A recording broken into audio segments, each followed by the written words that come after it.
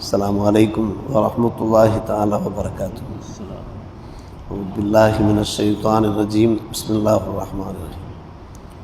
லா தமுத்தன்ன ஐனைக இலா மா மத்தஅனா பிஹி அஸ்வாஜம் மின்ஹும் வலா தஹ்ஸன் அலைஹிம் வக்ஃபில் ஜனாஹக லில் முஃமினீன். ஆமன்னா பில்லாஹ் ஸதகல்லாஹு மௌலானல் அலியுல் அதீம். அவர்களிலே பல பிரிவினர்களுக்கு எதை கொண்டு நாம் இன்புறச் செய்திருக்கிறோமோ அதன் பக்கம் நீங்கள் ஏறெடுத்தும் பார்க்காதீர்கள். அவர்கள் சம்பந்தமாக நீங்கள் எந்த கவலைக்கும் ஆளாகாதீர்கள். நம்பிக்கையாளர்களிடத்திலே உங்களுடைய பணிவு எனும் இறக்கையை தாழ்த்துங்கள் என்று வல்ல அல்லாஹ் எம்பெருமானாரை பார்த்து சூரத்துல் ஹிஜ்ர் 15ஆம் அத்தியாயத்தில் 88ஆம் வசனமாக ஏவுகிறான். இந்த மதீனா அருகே பனு குரைலா, பனு நதீர் என்று இரு பிரிவினர்கள் இருந்தார்கள். மிகப்பெரிய செல்வந்தர்களாக இருந்தார்கள், பணக்காரர்களாக இருந்தார்கள். அவர்களிடத்தில் 7 ஒட்டகைகள் இருந்தன. வெளியூர்களுக்கு சென்றிருந்தன. வெளியூரிலிருந்து நிறைய பொருள்களை, சரக்குகள் ஏற்றுக்கொண்டு இந்த மதீனா வந்து அடைந்தன. அந்த 7 ஒட்டகைகள்லையுமே நிறைய பொருள்கள் இருந்தன. உணவுப் பொருள்கள், நிறைய இராணுவ தளவாடங்கள் இருந்தன, வைரக்கல் ஆபரணங்கள் இருந்தன. இது போன்ற பல உயர் ரகமான பொருள்களோடு அந்த ஒட்டகையில் வந்து சேர்ந்தன. சத்திய சஹாபிகள் அதை பார்த்து ஆசைப்பட்டார்கள். இவ்வாறு நம்மிடத்திலும் இருக்குமானால், செல்வம் செல்வாக்கு இருக்குமானால், நாம் இஸ்லாத்துக்கு வலிமை சேர்ப்பதற்காக வேண்டி இவற்றையெல்லாம் பயன்படுத்தலாமே, இதன் மூலமாக நாம் நிறைய பயன்கள் அடையலாமே என்ற ஏக்கம் சத்திய சஹாபிகளுக்கு ஏற்பட்டது. பெருமானார் ரசூலே கரீம் ஸல்லல்லாஹு அலைஹி வஸல்லம் அவர்களை முன்னிறுத்தி அல்லாஹ் இந்த வசனத்தை இறக்குகிறான். இதைவிட மிகப்பெரிய செல்வங்கள் எல்லாம் நாம் உங்களுக்கு வழங்கியிருக்கிறோம். அவர்களில் பல பிரிவினர்களுக்கு எதை கொண்டு நாம் இன்புறச் செய்தோமோ, மத்தனா என்றால் இன்புறச் செய்தோம், அதன் பக்கம் நீங்கள் ஏறெடுத்தும் பார்க்காதீர்கள். இப்படிப்பட்ட ஆடம்பரமான பொருள்களோடு, அலங்கார பொருள்களோடு அவர்கள் வருவதை பார்த்து நீங்கள் ஏக்க பெருமூச்சு விட வேண்டாம், அது பற்றி நீங்கள் கவலைப்படவும் வேண்டாம் என்று வல்ல அல்லாஹ் கூறுகிறான். மிகப்பெரிய செல்வம் என்றால் எதை அல்லாஹ் சொல்லுகிறான் என்றால், நேற்று நாம் ஓதி காண்பித்தோமே, வலக்கத் ஆத்தைனாக சபஅம் மினல் மசானி, குர்ஆனிலே அந்த சூரத்துல் ஃபாத்திஹா, அந்த 7 அத்தியாயங்கள், வல் குர்ஆனுல் அதீம், இதைத்தான் அல்லாஹ் மிகப்பெரிய செல்வங்கள் என்று சொல்லுகிறான். இதைவிட உயர் மதிப்பான செல்வங்கள் எந்த ஒன்றும் இருக்க முடியாது. உங்களுக்கு கலைஞான களஞ்சியங்கள் வழங்கப்பட்டிருக்கின்றன. இதை வைத்து நீங்கள் பயனடையலாம், நன்மை அடையலாம், இதன் மூலமாக மன நிறைவடையலாம் என்று வல்ல அல்லாஹ் போதிக்கிறான். ஆயத்தை முடிக்கிற போது சொல்லுகிறான், மூமின்களிடத்திலே உங்களுடைய பணிவு எனும் இறக்கையை நீங்கள் தாழ்த்துக்கள் என்று. நாமும் பணிவோடு நடக்க வேண்டும் மக்கள் முன்னாலே.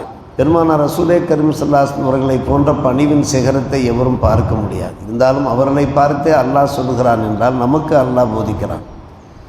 நம்மிடத்தில் பணம் இருக்கலாம், பதவி இருக்கலாம், பட்டயம் இருக்கலாம், என்னென்னவோ இருக்கலாம். அதன் காரணமாக நாம் இருமாப்பு கொண்டு விடக்கூடாது, கர்வம் கொண்டு விடக்கூடாது. மிகப்பெரிய மாளிகை போன்ற வீட்டை நாம் கட்டி வசிக்கலாம், நிறைய வியாபார ஸ்தலங்கள் நம்மிடத்தில் இருக்கலாம். இதை வைத்தெல்லாம் நாம் பெருமை கொண்டு விடலாக. மாறாக அல்லாஹ் ரப்புல் ஆலமீன் அன்னலாரை முன்னிறுத்தி சொல்லுகிறான், மூமின்களிடத்திலே நீங்கள் பணிவனும் இறக்கையை தாழ்த்துங்கள். பறவைகள் பறக்கின்றன, இறக்கைகளில் தாழ்த்தி பறப்பதை பார்க்கிறோம். அதை அல்லாஹ் உதாரணம் காட்டுகிறான். அவை இறக்கைகளை தாழ்த்துகின்றன என்றால் பணிவோடு செல்கின்றன. அதுபோன்ற பணிவை நீங்கள் மேற்கொள்ளுங்கள் என்று அல்லாஹ் சொல்கிறான். அப்படியானால் இந்த ஆயத்திலிருந்து நாம் தவறாக விளங்கிவிடக்கூடாது.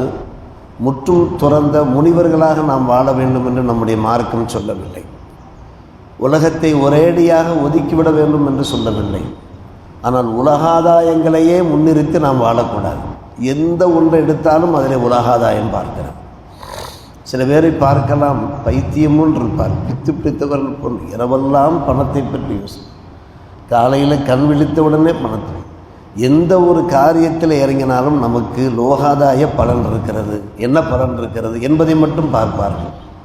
இப்படி நீங்கள் உலகத்திலே மெய் மறந்து விடாதீர்கள் என்றுதான் அல்லாஹ் நமக்கு போதிக்கிறான். அதற்காக வேண்டி உலகத்தை நீங்கள் ஒதுக்கிவிட வேண்டும் என்று சொல்லவில்லை.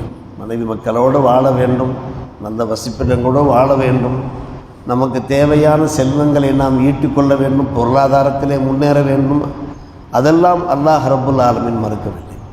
பெருமானார் ரசூலே கரீம் ஸல்லல்லாஹு அலைஹி வஸல்லம் ஒரு முறை சொன்னால், ஹுப்பிப இலைய சலாசு, எனக்கு 3 விஷயங்கள் பிரியத்திற்குரியவையாக ஆக்கப்பட்டிருக்கின்றன.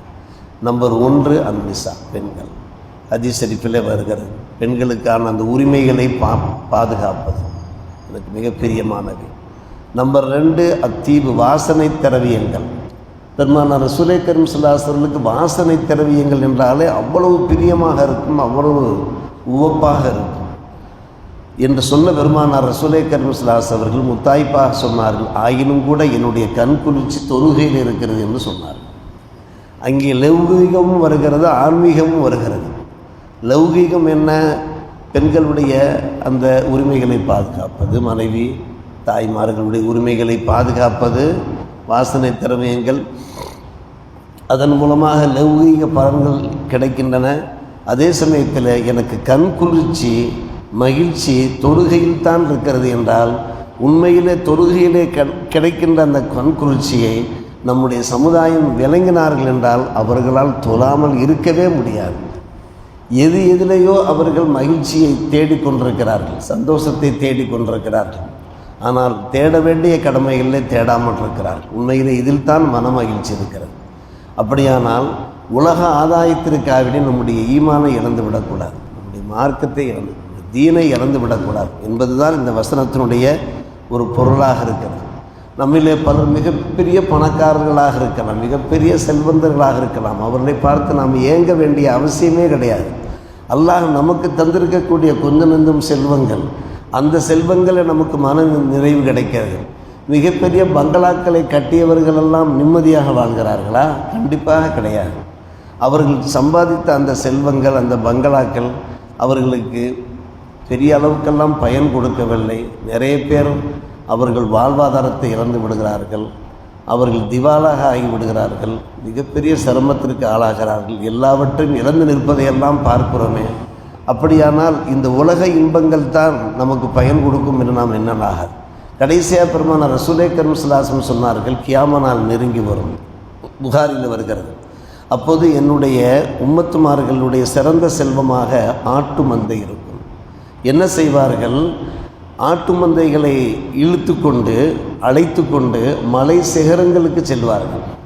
மலை சிகரங்கள், அதாவது மழை பொழியும் இடத்திற்கு செல்வார். இது ஹதீஸில் உள்ள ஒரு விஷயம். எதற்காக செல்கிறார்கள்? தன்னுடைய தீனை காப்பாற்றிக்கொள்ளும், தன்னுடைய மார்க்கத்தை காப்பாற்றும். உலகத்திலே வாழ்கிற போது மார்க்கத்தை காப்பாற்றிக்கொள்ளும். எங்கு பார்த்தாலும் அநியாயங்கள், அட்டூழியங்கள், அனாச்சாரங்கள், மோசமான கலாச்சாரங்கள், இதிலே நாம் சென்று சிக்கிக்கொள்ளக்கூடாதே, நம்முடைய ஈமானை இழந்து விடக்கூடாதே. நமக்கு இந்த ஆட்டு மந்தை இருக்கிறது, இதை வைத்து நாம் பிழைத்து கொள்வோம் என்றால் அதில் கிடைக்கிற அந்த பணம், அதில் கிடைக்கின்ற அந்த பலாபலன்கள், அதை வைத்து நாம் வாழ்வோமே, நமக்கு தீன் தான் முக்கியம் என்று அவர்கள் புறப்பட்டு மலை சிகரங்களுக்கு கூட சென்று விடுவார்கள் என்று ஹதீஸிலே பார்க்கிறோம். இது ஒரு விளக்கத்துக்காக சொல்லப்பட்ட ஒரு விஷயம். எனவே மக்களோட மக்களாக நாம் இரண்டரை கலந்திருந்தாலும் கூட நாம் நம்முடைய பார்வையை தாழ்த்த வேண்டும்.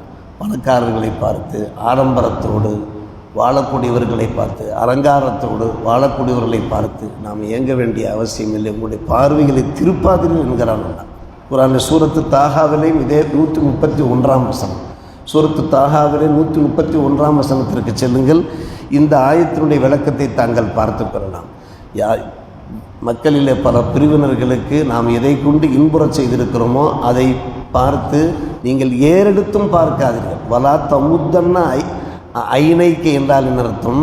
உங்களுடைய பார்வையை நீங்கள் திருப்ப வேண்டாம் என்று அல்லாஹ் சொல்கிறான். என்றால் நீங்கள் அதை பார்த்து மதிமயங்கிவிடக்கூடாது, மார்க்கத்தை விட்டு நீங்கள் வெளியேறிவிடக்கூடாது என்று அல்லாஹ் ரப்பல் ஆலமீன் அன்னலாருக்கு அறிவிப்பு செய்கிறானே, அது நமக்கான அறிவிப்பாக எடுத்துக்கொண்டு என்றைக்கும் இறை நெருக்கத்தோடு வாழ்வோம், இறை பள்ளிவாசல்களுடைய தொடர்புகளோடு வாழ்வோம். நம்முடைய தீனை பாதுகாப்பதில் நாம் மும்முரமாக இருப்போம். ஈமானும் தக்குவாம் தான் நம்ம மிக முக்கியம் என்கின்ற அந்த ஒரே கொள்கை கோட்பாடோடு வாழ்வோம். ஜைனம் இருக்கிறது, கிறிஸ்தவம் இருக்கிறது, அவர்களிடத்துல எல்லாம் அந்த துறவு நிலை இருக்கிறது. அந்த துறவு நிலையை நம்முடைய மார்க்கம் ஏற்கவில்லை.